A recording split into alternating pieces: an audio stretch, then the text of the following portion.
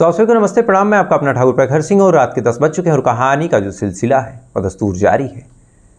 जो ये श्रद्धा वाला केस हुआ था, इस केस में जब श्रद्धा का कत्ल हुआ और जब पुलिस वालों को पता चला कि हाँ श्रद्धा कोई लड़की थी, उसका कत्ल हो चुका है, इस चीज़ को अगर आप कहानी सुने होंगे तो इस दौरान यानी कत्ल होने से लेके पुलिस को पता चलने तक इस दरमियान कई महीनों का फासला था। इकलौता श्रद्धा वाला केस ही नहीं है बल्कि कई ऐसे केस हैं जिसमें जो लड़की है अगर अपने बॉयफ्रेंड के साथ रहती है और संजोग से अगर बॉयफ्रेंड ने कत्ल किया तो कत्ल होने से लेके जब पुलिस को पता चला, पुलिस को भनक लगी कि ऐसा कुछ क्राइम हुआ है, इसके दौरान जो समय अंतराल था ये बहुत ज़्यादा था। और इसके पीछे जो वजह निकल के सामने आई, ये वजह बस एक ही थी कि जो लड़की थी अपने घर वालों से, अपने माँ बाप से संपर्क तोड़ चुकी थी, अपने माँ बाप को ब्लॉक कर चुकी थी, उनका फ़ोन नहीं उठाती थी, नंबर चेंज कर चुकी थी। इस वजह से जो घर वाले थे उनको कुछ पता ही नहीं कि लड़की है कि नहीं है तो कहाँ है। वो तो बस यही मान के बैठे थे कि जो लड़की है वो खुश है, किसी के साथ रह रही है। अब लड़की के साथ क्या हुआ वो तो बाद में, जब कई महीनों तक लड़की की किसी दोस्त से या फिर किसी और से बातचीत नहीं हुई, तब जाके घर वाले खोजने निकलते हैं, तब जाके पता चलता है। न जाने कितने ऐसे केसेस ऐसे होंगे जिसमें लड़की का कत्ल हो चुका होगा लेकिन वो घर वालों से इतनी दूर रहती है या फिर संपर्क इतने टाइम से वो तोड़ चुकी है कि शायद घर वालों को अभी भी यही लग रहा हो कि उनकी लड़की जिंदा है, जहाँ है सुरक्षित है। अब ये चीज़ें आपको इसलिए बता रहा हूँ, ये फैक्ट्स आपके सामने इसलिए रख रहा हूँ क्योंकि आज की कहानी भी एक ऐसी कहानी है जिसमें एक महिला है, उसका जो पति है उसको कई महीनों से यही लग रहा कि जो महिला है वो किसी के साथ है, वो सुरक्षित है, खुश होगी, मेरा घर भले ही बर्बाद कर चुकी लेकिन अपना घर बसा चुकी होगी। लेकिन कुछ महीनों बाद, लगभग आधे साल से ज़्यादा का जब वक्त गुजरा, तब जाके उस आदमी को पता चला कि उसकी पत्नी का तो कई महीने पहले ही कत्ल हो चुका और जिसे वो जिंदा समझ रहा वो तो एक लाश बन चुकी है। तो अब सीधा सीधा इस कहानी का रुख करते हैं और इस कहानी की शुरुआत होती है हरियाणा से। हरियाणा का एक ज़िला जिसका नाम रेवाड़ी, और इसी रेवाड़ी ज़िले में एक गांव है सुलखा गांव, और बात है 9 दिसंबर साल 2022, यानी आज से ठीक 7 महीने पहले। दरअसल 9 दिसंबर साल 2022 को इसी सुलखा गांव में जब सुबह सुबह लोग अपने काम पे निकले थे, कुछ को फ्रेश वगैरह होना था, कुछ को खेत में जाना था, तभी देखते हैं कि कुछ चीज़ पड़ी है और उस चीज़ पे मक्खियाँ लग रही हैं। अब जैसे ये चीज़ देखते हैं तो फिर फ़ौरन भाग के उस जगह पे जाते हैं, और जैसे ही जाते हैं तो देखते हैं कि वहाँ पे एक महिला की डेड बॉडी पड़ी हुई है। अब जैसे उस डेड बॉडी को देखते हैं तो डेड बॉडी की हालत ऐसी थी कि उसे देखने के बाद उन लोगों के चेहरे की हवाइयाँ उड़ जाती हैं। दरअसल उस लाश को बुरी तरीके से बिगाड़ा गया था, उसके चेहरे को बुरी तरीके से कुचला गया था, पत्थरों से, किसी और चीज़ से। अब सुबह सुबह ऐसी चीज़ देखना, गांव वाले भी एकदम परेशान कि ये क्या देख लिया। फ़ौरन पुलिस को फ़ोन करते हैं, पुलिस भी मौके पे पहुंचती है, जो वहाँ का लोकल थाना था रामपुरा। लोकल थाना वहाँ पे पहुँचता है, पहुँचने के बाद बॉडी को कब्जे में लेता है, बॉडी को पोस्टमार्टम के लिए भेज देता है। लेकिन अब सवाल यही था कि ये महिला आखिर है कौन। आसपास के लोगों से पूछताछ की जाती है कि क्या किसी के घर की ये महिला है या फिर किसी के घर की कोई महिला गायब, लेकिन आसपास के लोग भी इनकार कर देते हैं। और उस महिला का जो पहनावा ओढ़ावा था, यानी ड्रेसिंग सेंस, जो कपड़ा उसने पहना था, उसे कहीं ना कहीं लग रहा था कि ये जो महिला है यहाँ गांव की तो नहीं है, क्योंकि महिला ने बाकायदा ट्राउज़र पहना हुआ था, शर्ट पहना हुआ था। अब गाँव की नहीं है तो फिर कहाँ की है, चूँकि यहाँ तो आसपास गाँव ही गाँव है। इसीलिए अब पुलिस वाले अपने उस पूरे थाना क्षेत्र में इत्तला कर देते हैं कि किसी के घर की कोई महिला गायब हो, लगभग 27-28 साल जिसकी उम्र हो, तो फिर आए, कंप्लेन करे, चूँकि यहाँ एक डेड बॉडी मिली है। अब पुलिस वालों को उम्मीद थी कि किसी न किसी के घर की तो कोई न कोई गायब होगी, क्योंकि ये जो लाश आई है कहीं आसमान से तो गिरी नहीं होगी, आसपास के ही किसी शख्स की होगी। वो आएगा, बॉडी क्लेम करेगा, क्लेम करके ले जाएगा। अब उसके बाद फिर मुझसे पूछेंगे, कुछ रीज़न, कुछ मोटिव निकल के सामने आएगा, उसके बाद फिर हम कातिल पकड़ लेंगे। इसी सोच में पुलिस वाले लगभग 72 घंटे इंतजार करते हैं, यानी 3 दिनों तक इंतजार करते हैं कि कोई आ जाए, कोई आ जाए। लेकिन जब कहीं से कोई सूचना नहीं, इधर सोशल मीडिया पे भी ये सारी तस्वीरें, ये सारी डिस्क्रिप्शन डाला गया कि एक महिला है, गायब है, अगर किसी के घर की हो, इस तरह से डेड बॉडी मिली है। हाथ पे एक टैटू का निशान था जिस पे लिखा था DRK टैटू लिखा था, बाकी कुछ ज़्यादा डिटेल नहीं। तो फिर अब क्या करें। अब इस 72 घंटे बीत गए, इधर महिला का कुछ पता नहीं कि कहाँ की है।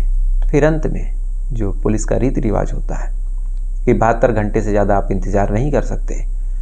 तो फिर एक आध दिन और इंतज़ार करने के बाद उस महिला का अंतिम संस्कार कर देते हैं और उस महिला को सुपुर्दे खाक कर देते हैं। इधर 4-5 दिन में पोस्टमार्टम रिपोर्ट भी आ जाती है और पोस्टमार्टम रिपोर्ट में जो कुछ निकल के सामने आया वो भी बहुत चौंकाने वाला था। दरअसल ये जो महिला थी, ये महिला 4 महीने की प्रेग्नेंट। अब इस तरह से एक शहरी महिला का, एक पढ़ी लिखी या फिर एक तरह से किसी ऑफिशियल महिला का इस तरह से गांव में आना, उसकी डेड बॉडी मिलना, इधर महिला प्रेग्नेंट होना, तो फिर अपने आप में ये तमाम चीज़ें बड़ी चौंकाने वाली थी। बहरहाल पुलिस वाले जांच पड़ताल करते रहते हैं, छानबीन करते रहते हैं, अपने थाना क्षेत्र के हर एक गांव में पता करते हैं, अपने मुखबिर एक्टिव करते हैं कि हो सकता है कि मामले को दबाया जा रहा हो। लगभग 15 दिन से ज़्यादा का वक्त लगता है, लेकिन कहीं से भी इस महिला का कोई भी सुराग नहीं लगता। इधर जब 15 दिन का वक्त गुजर गया तो फिर पुलिस वालों को भी लगा कि ये मामला बड़ा पेचीदा है, इसीलिए अब इस मामले को जो क्राइम ब्रांच थी उसको हैंडओवर कर दिया जाता है। अब लगभग 15 दिन बाद ये मामला क्राइम ब्रांच देखने लगती है और सबूत भी क्या थे, उस डेड बॉडी के कुछ फोटोग्राफ्स, वही जो टैटू था उसका मिलना, बाकी वहाँ से ना कोई कागज़ मिला, ना ही कोई क्लू मिला, ना ही कोई और चीज़। तो फिर अब क्या करें? क्राइम ब्रांच भी इधर उधर की खाक छानती रहती है, आसपास के इलाकों में पता करती रहती है, कभी इस थाने क्षेत्र में, कभी उस थाने क्षेत्र में, यानी पूरे के पूरे अपने ज़िले में खंगालती रहती है कि किसी के घर की कोई महिला गायब हो जो ऑफिस में काम करती हो। लगभग 1 से 2 महीने का वक्त गुजर गया, इस महिला का कहीं से कुछ पता नहीं। पहले लोकल पुलिस मेहनत करके थक चुकी थी, अब इधर क्राइम ब्रांच भी अब एक तरह से जलील हो रही कि कहीं से कुछ पता नहीं चल रहा, मामला खुल नहीं रहा। क्राइम ब्रांच भी अब इस मामले को एज ए चैलेंज ले लेती है कि अब चाहे जो हो जाए इस मामले को हम सुलझा के रहेंगे। अब पुलिस वाले, क्राइम ब्रांच वाले हर उस जगह जाते हैं, हर उस जगह पता करते हैं, अपने ज़िले में जहाँ जहाँ कहीं ऑफिस थे, जहाँ जहाँ लोग काम करते थे, जहाँ कोई दफ्तर था, हर उस जगह पे पूछताछ करते हैं, लेकिन कहीं से भी अभी भी इस महिला का कुछ पता नहीं चला। अब पहले एक गांव से तलाश हुई, फिर एक ज़िले में तलाश हुई, लेकिन जब कहीं से भी कुछ पता नहीं तो फिर अब क्या करें? तब फिर क्राइम ब्रांच के वालों को लगा कि अब काम करते हैं, अब ऐसे नहीं मामला बनेगा। क्योंकि ये महिला जो है ऑफिशियल वियर में है, यानी फॉर्मल शर्ट, ट्राउज़र, तो एक काम करते हैं कि आसपास के ऐसे इलाकों में जहाँ महिलाएं काम करती हैं, यानी जहाँ महिलाएं ऑफिस में जाती हैं, काम करती हैं, हर उस ऑफिस को चेक करते हैं कि क्या कोई महिला ऐसी है जो दिसंबर महीने से ना आ रही हो। फिर क्या था, पुलिस वाले आसपास के सारे इलाकों में पता करते हैं, चाहे वो रेवाड़ी ज़िला हो, चाहे वो भिवाड़ी ज़िला हो, चाहे आसपास के और ज़िले हों, लेकिन जब कहीं से भी कुछ पता नहीं चला, इधर वक्त भी धीरे धीरे गुजरता चला जा रहा, नए नए मामले भी आ रहे हैं। क्राइम ब्रांच को ये भी प्रेशर था कि इस मामले को सुलझाएं तो फिर नए मामले पे जुटे। इसीलिए अब जो क्राइम ब्रांच थी, लगभग 4 महीने बीतने के बाद फिर आसपास के ज़िलों को तो छोड़िए, आसपास के राज्यों में भी पता करती है कि कोई ऐसी ऑफिस की कोई ऐसी महिला है जो गायब है। संजोग से अब जब 5 महीने बीत गए हर एक जगह पता करने के बाद, तो जहाँ पे ये डेड बॉडी मिली थी वहाँ से 23 किलोमीटर दूर राजस्थान लग जाता है। और इसी राजस्थान में एक जगह लगती है खुसखेड़ा, और इसी खुसखेड़ा में कई ऐसी जगह हैं जहाँ ऑफिस चलती हैं, इन ऑफिसों में महिलाएं काम करती हैं। चूँकि ये खुसखेड़ा जो है बेकायदा इंडस्ट्रियलाइज औद्योगिक क्षेत्र है, इंडस्ट्रियलाइजेशन होता है वहाँ पे। इस वजह से अब जब खुसखेड़ा में पुलिस वाले पता करते हैं, आसपास के ऑफिसों में पता करते हैं, आसपास के लोगों से पूछताछ करते हैं, तो किसी ऑफिस से तो ऐसी कोई सूचना नहीं मिली। लेकिन जब पुलिस वाले अब एकदम थक हार जाते हैं तो फिर ऐसे लोकल लोगों से भी ऐसे राह चलते पूछ लेते हैं कि इस महिला को आप जानते हैं, या फिर कोई ऐसी महिला गायब है जिसके हाथ में कोई टैटू वगैरह हो। तो ऐसे आसपास के लोगों से यूं ही पूछताछ कर रहे थे। इसी दौरान एक चाय वाले से भी मुलाकात हुई, उससे भी पूछताछ की गई। लेकिन संजोग से जब चाय वाले से पूछताछ की गई तो चाय वाला बताता है कि साहब, इस महिला के बारे में तो मैं नहीं जानता, लेकिन हाँ, एक ऐसा शख्स है जो कई महीनों से यहाँ अक्सर आता है और पूछता है कि एक महिला को आपने देखा है। उसके बाद एक तस्वीर दिखाता है, और संजोग से जो तस्वीर वो दिखाता है, उस तस्वीर पे जो बॉडी स्ट्रक्चर है, जो ये टैटू है, ये तमाम तरह की चीज़ें, हमें लग रहा है कि ये जो टैटू है जो आप दिखा रहे हैं ये उसी महिला की है। अब एक केस जिसके पीछे पुलिस वाले लगभग 5 महीने से मशक्कत कर रहे थे, अब जाके कहीं से कोई लीड मिला था। पुलिस वाले भी बिना देर किए पूछते हैं कि भैया वो शख्स कौन है। इसके बारे में जब पूछताछ करते हैं तो दुकानदार बताता है, चाय वाला, के बगल की कंपनी में वो काम करता है, उसका नाम है अजय। अब अजय के बारे में जब पता चलता है तो फ़ौरन पुलिस की टीम भाग के पहुंचती है अजय के पास। अजय से पूछताछ होती है, टैटू दिखाया जाता है, बॉडी स्ट्रक्चर दिखाया जाता है, कपड़े वगैरह की फ़ोटोज़ दिखाई जाती हैं। तब जाके अजय कहता है कि हाँ साहब, ये मेरी वाइफ है। अब जैसे ही ये पता चलता है कि ये वाइफ है, उसका पुलिस वाले बताते हैं कि इसका कत्ल हो चुका है। तो अजय जो था, अजय एक तरह से सदमे में भी आता है, दुखी भी होता है। दुखी होने के बाद फिर एक तरह से सिर पकड़ के बैठ जाता है। पुलिस वाले भी उसको समझाते हैं कि कोई बात नहीं, अब जो होना था हो चुका, लेकिन अब इसके कातिल को पकड़ेंगे, इसको इंसाफ दिलवाएंगे। लेकिन अब सबसे बड़ा सवाल ये था कि आसपास के ज़िलों में भी, आसपास के राज्यों में पता किया जा रहा था कि कोई महिला गायब है कि नहीं गायब है। तो फिर जब अजय की वाइफ जो दिव्या है कई महीनों से गायब है, अजय खोज रहा दर बदर, तो फिर अजय ने कंप्लेन क्यों नहीं की? अब जब ये बात पूछी गई तब अजय ने एक चौंकाने वाली बात बताई। दरअसल अजय बताता है कि इस महिला का, यानी मेरी बीवी का, किसी के साथ अफेयर था और मुझे ऐसा लगा कि वो भाग गई है, इसलिए मैं गुपचुप तरीके से पता कर रहा था। मुझे लगा अगर FIR वगैरह करूँगा तो फिर फंस जाऊँगा, बदनामी होगी, तमाम तरह के लोग तरह तरह की बातें करेंगे, इसलिए मैं गुपचुप तरीके से पूछता था कि आज यहाँ पे आई थी या नहीं, या फिर चाहे जो, ताकि किसी को डाउट भी ना हो और हो सकता है कि मुझे मिल भी जाए। अब ये थ्योरी जब पुलिस वाले सुनते हैं तो फिर पुलिस वाले पता करते हैं कि किससे अफेयर था। तो कॉल डिटेल और तमाम तरह की चीज़ें पता करने के बाद लगभग 1 महीने का और वक्त लगता है। तब जाके पता चलता है कि इस महिला का जो अफेयर था, जिस कंपनी में ये काम करती थी, उसी कंपनी के बस ड्राइवर दीपक से था। अब जैसे दीपक का नाम आता है, पुलिस की एक टीम दीपक के बारे में पता करती है, फाइनली दीपक को गिरफ्तार करती है। और गिरफ्तार करने के बाद जब इससे पूछताछ करती है, तब जाके दीपक पूरी कहानी सुनाता है और अपना एक बालिग जुर्म करता है।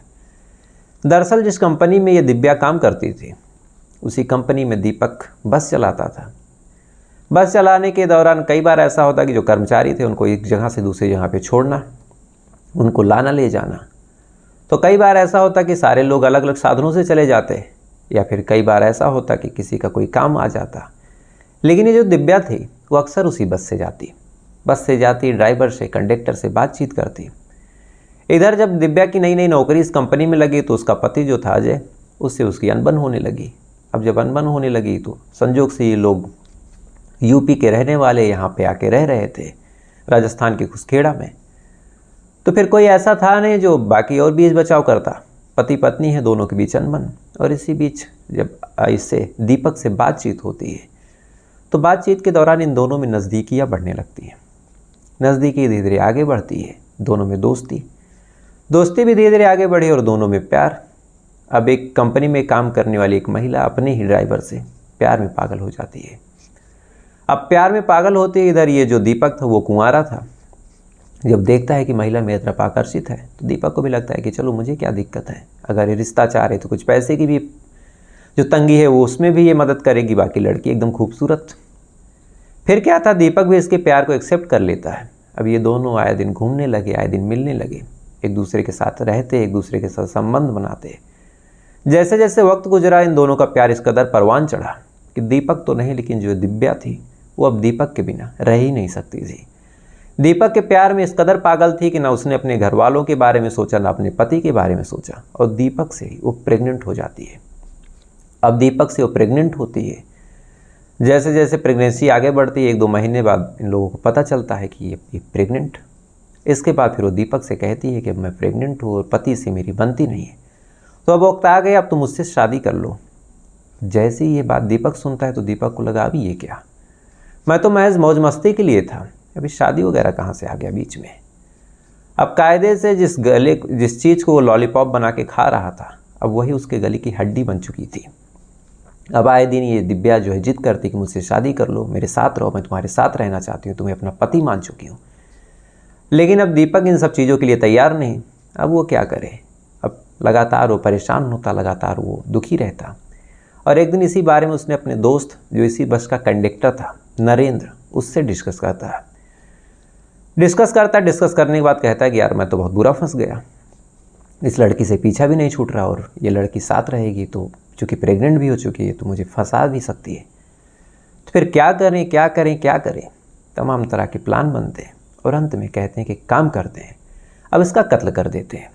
क्योंकि और कोई चारा अब दिख नहीं रहा हो, इसको मारने के अलावा और कुछ किया नहीं जा सकता। ये जिंदा रहेगी तो पीछे पड़ी रहेगी, प्यार में ये पागल है, तो फिर कत्ल कैसे करें। तो फिर नरेंद्र कहता है कि काम करो, इसको मेरे घर पे बुला लो, मेरे ज़िले में बुला लो, वहाँ पे मुझे कई सारी जगह का पता है, वहाँ पे आ जाएगी। आने के बाद हम इसका कत्ल कर देंगे। कत्ल करने के बाद फिर लाश को वहीं पे छोड़ देंगे। अब हम लोग यहाँ पे, वो वहाँ पे, कोई मतलब नहीं निकलेगा, किसी को कुछ भनक तक नहीं लगेगी। चलो ये हो गया। अगर इसको बुला लेते हैं तो फिर बुलाएं कैसे। तो फिर इसको पता था दीपक को कि शादी के नाम पे कहीं भी आ सकती है, इसलिए 8 दिसंबर साल 2022 को फ़ोन करते हैं। फ़ोन करने के बाद कहते हैं कि एक काम करो, चली आओ रेवाड़ी और वहीं पे हम तुम शादी करेंगे। अब जैसे ये बात सुनते हैं तो मानो इसकी खुशी का तो ठिकाना नहीं दिव्या का। दिव्या फ़ौरन वहाँ से भागी भागी पहुँचती है रेवाड़ी। रेवाड़ी पहुँचने के बाद फिर फ़ोन करती है, कहती है कि मैं आ गई।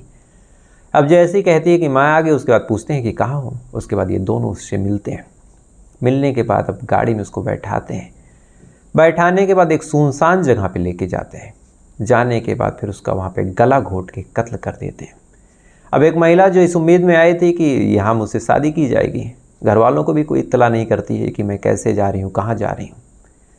इसके बाद कत्ल करने के बाद बॉडी को इस तरह से ख़राब करते हैं, चूँकि शक्ल से ही पहचान पॉसिबल थी, तो शक्ल पूरी तरह बिगाड़ देते हैं। उसके बाद लाश को वहीं पे छोड़ के ये दोनों अपने काम पे लौट जाते हैं।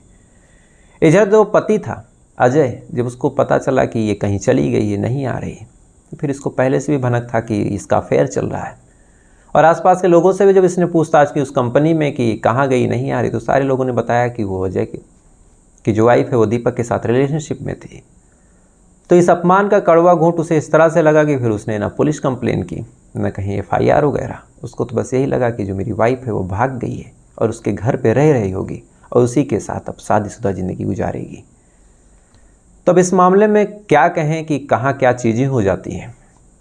एक महिला जो खुद शादीशुदा होने के बावजूद अपने पति को छोड़ती है किसी और के प्यार में पागल, और कत्ल होता है 7 महीने तक किसी को कुछ कानो कान खबर नहीं। और कत्ल होने के बाद फिर वो तो भला हो पुलिस का कि जो इस मामले को इतनी गंभीरता से लिया और तब जाके ये मामला सुलझा। कल भी मैंने एक कहानी सुनाई थी कि पाकिस्तान से कैसे एक महिला भाग आई और आने के बाद अब गजब वो एक देश के लिए गले की फांस बन चुकी है। हिंदुस्तान में उसको रखा नहीं जा सकता, पाकिस्तान भेजेंगे तो वहाँ पे उसका कत्ल हो जाएगा, तो फिर क्या करें। तो चरित्रहीनता कहीं ना कहीं आज देश के लिए एक बहुत बड़ी महामारी बन चुकी है। पुलिस वालों के लिए एक एक्स्ट्रा केस, इतना दिमाग लगाएं, इतनी सारी चीज़ें करें, वजह क्या निकल के सामने आती है कि नाजायज़ संबंध था, इस वजह से कत्ल हो गया। तो फिर पुलिस वालों को भी इतनी मेहनत करनी पड़ती है। बदनामी अलग से दोनों पक्षों की, जो मर गया उसका भी, जो मार दिया उसका भी, उसके परिवार वालों का। तो फिलहाल ये थी पूरी कहानी। अब आते हैं कल के सवाल पे। और कल का मेरा सवाल था कि इनमें से कौन सा ऐसा सम्राट है जिसकी जो राजधानी है वो कन्नौज थी। मैंने 4 ऑप्शन दिए थे। पहला था अशोक, दूसरा था चंद्रगुप्त, तीसरा था हर्षवर्धन और चौथा था समुद्रगुप्त। तो जो सही जवाब है वो है हर्षवर्धन। दरअसल 7वीं शताब्दी में जो सम्राट हर्षवर्धन थे उनकी जो राजधानी थी ये कन्नौज थी। अब सम्राट हर्षवर्धन किसी पहचान के मोहताज नहीं। जब देश के सम्राटों की बात होती है तो एक नाम इनका भी आता है। और इस सवाल का जो सही जवाब दिया वो दिया है सोहनलाल सेठिया जी हैं, भास्कर तिवारी जी हैं। इनका खुद का भी एक यूट्यूब चैनल है, क्राइम स्टोरी सुनाते हैं, तो आप लोग अगर चाहें तो इनसे भी सुन सकते हैं। जेबरा जी हैं और ओमेंद्रनाथ पांडे जी हैं, विश्वजीत जी हैं, रिजवान जी हैं, आरती मंगोलकर जी हैं मुंबई से, और कृष्णकांत सिंह जी हैं यूपी के बलिया से, और वर्मा, इन्होंने अपना नाम भी सिर्फ वर्मा बताया। निहाल सिंह जी हैं, लगातार इन्होंने 2 बार जवाब दिया और एक बार मैं इनका नाम नहीं ले पाया, तो निहाल सिंह जी आपसे माफ़ी भी चाहता हूँ। विपिन राणा भी जी हैं और रूपक शर्मा जी हैं, महादेव शर्मा जी हैं, विजेंद्र सिंह जी हैं, नमिता पटनायक जी हैं, मनोज कुमार जी हैं, फाइंडिंग इंडिया है शायद इनके चैनल का नाम है, जनार्दन राजभर जी हैं, अरविंद यादव जी हैं, आशीष सिंह जी हैं, स्टडी विद फिन, शायद ये भी इनके चैनल का नाम है, दीपक जटराना जी हैं और इन्होंने कमेंट भी किया कि मेरी टीम ने, हालांकि मेरी कोई टीम भी नहीं है, इनके साथ गलत किया, इन्होंने सही जवाब दिया था, इनका नाम नहीं लिया गया। तो दीपक जटराना जी, आपने मेरे चैनल को रिपोर्ट किया था, यूट्यूब को ये मैसेज भेजा था कि मेरा जो चैनल है वो गलत है, वो कुछ गलत चीज़ें फैलाता है। इस वजह से आपने रिपोर्ट किया तो मेरे चैनल से आपका कनेक्शन कट गया था। हालांकि उसको बाद में, चूँकि आपके कमेंट्स मैंने कई बार देखे तो मैंने ठीक किया। तो ये आपकी ही गलती थी, चूँकि आपने रिपोर्ट किया। आप क्या वजह थी, आपको क्या नहीं पसंद आया। साथ ही तमाम तरह की आपने धमकी भी दी थी कि आप कोर्ट में देख लेंगे। तो यूट्यूब ने शायद आपको फ़िल्टर कर दिया होगा। तो ये आपकी शायद गलती थी, मेरी कोई गलती नहीं है। और रोहन लिंबू जी हैं, तो आप तमाम भाइयों ने बिल्कुल सही जवाब दिया। तो आप तमाम लोगों को दिल से शुभकामनाएं। ऐसे अपना ज्ञान बढ़ाइए, हम सबका ज्ञान बढ़ाइए। अब आते हैं आज के सवाल पे, और आज का मेरा सवाल है, माँ और पुत्री की कौन सी ऐसी जोड़ी है, यानी माँ और पुत्री दोनों को अगर माना जाए तो कौन सी ऐसी जोड़ी है जो भारत के राज्यपाल के पद पे आसीन नहीं रही है। यानी 4 ऑप्शन है, चारों में से आप बताइए कि कौन सी ऐसी माँ बेटियाँ हैं जो भारत के राज्यपाल के पद पे नहीं रही हैं। पहला ऑप्शन है सरोजनी और पद्मजा नायडू, दूसरा है विजय राजे और यशोधरा राजे, तीसरा है प्रतिभा पाटिल और ज्योति राठौर, और चौथा है नजमा और रुबीना। तो जो ऑप्शन आपको सही लगे आप कमेंट करके ज़रूर बताइएगा। साथ ही इस कहानी के बारे में आपकी क्या राय है वो भी कमेंट करके बताइएगा। और ऐसी वीडियो को सुनने के लिए, ऐसी कहानियों को जानने के लिए वीडियो को लाइक करके, चैनल को सब्सक्राइब करके अपना प्यार दीजिएगा। तो आपसे कल फिर मुलाकात होगी किसी दूसरी कहानी के साथ। अब तक अच्छे रहिए, खुश रहिए, अपना ख्याल रखिए, अपने देश का ख्याल रखिए। जय हिंद, वंदे मातरम।